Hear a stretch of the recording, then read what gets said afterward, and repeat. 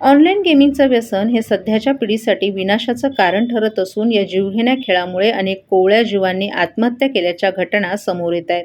या पार्श्वभूमीवर कोकण पदवीधर मतदारसंघाचे आमदार ॲडव्होकेट निरंजन डावखरे यांनी विधान परिषदेत हा गंभीर प्रश्न उपस्थित करून सरकारचं लक्ष वेधलंय.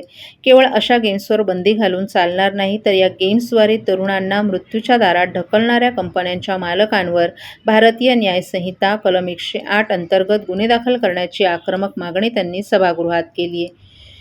आमदार डावखरे यांनी या सभागृहात पुणे, मुंबई, संभाजीनगर आणि अगदी अलीकडील गाझियाबादमधील घटनांचा उल्लेख केला. पुण्यात अवघ्या 15 वर्षाच्या मुलानं आत्महत्या केली आणि चिठ्ठीत फक्त लॉगआउट असं लिहिलं. मुंबईत 14 वर्षाच्या मुलीनं आईवडिलांनी गेम खेळू दिला नाही म्हणून टोकाचं पाऊल उचललं, तर संभाजीनगरमध्ये एका युवकानं 3.5 लाख रुपये हरल्यामुळे स्वतःला संपवलं.